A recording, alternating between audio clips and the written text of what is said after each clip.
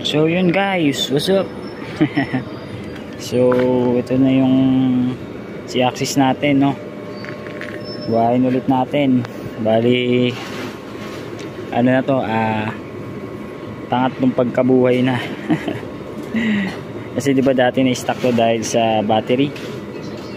So ngayon na-stock din ulit to dahil naman sa hub and battery pa rin, dahil nga hindi natin nagawa na ulit. So ngayon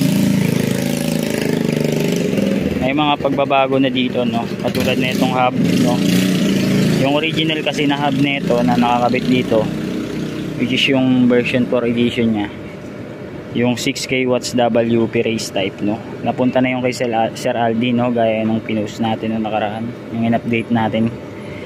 So kinailangan niya kasi, kaya talagang binenta na lang natin dahil hindi rin naman po natin siya nagagamit nung time na yun. So yun, nag-add swap na lang kami dalawa, nag-add na lang siya ng cash, then sinop niya na lang sa akin yan kasi ayoko din naman talaga matenga to, and yun, sakto nagkaroon tayo ng available na battery, binuuan ulit natin siya. Ayun, bali yung battery niya lang ngayon is naka 20S lang siya, no, which is 72 volts yun. Tapos naka 23 AH lang. Bala ko kasi pang daily natin to si Axis ulit, no, para si Maxi mapahinga naman na dahil pagod na to, no. I-restore na natin yan si Maxi soon. Palitan natin ng mga bagong pairings yan, di ba?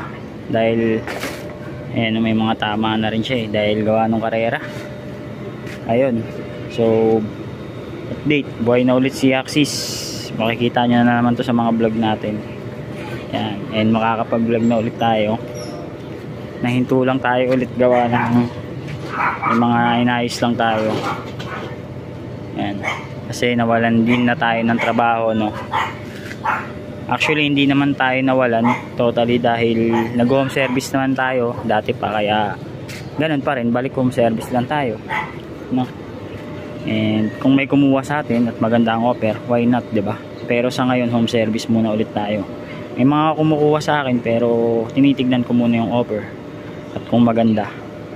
So yun lang guys, no. Kakatapos ko lang siya i-program. Ito yung pang program niya, no, parang USB.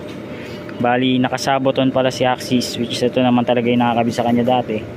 Nakasaboton 100A siya, no, na new version.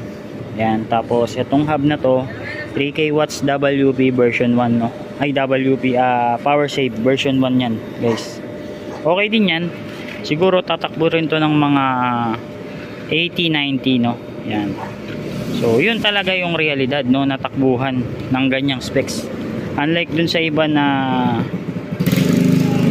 kesyo ganto ganyan, matakbo daw ng 100 plus, diba? Doon lang tayo sa totoo. Yan, sa tansya ko dyan mga nasa ano lang, 90, 80 yan, ganun lang takbuhan yan, which is pwede na yun, mabilis na rin yun para sa pang daily natin, no? Let's see.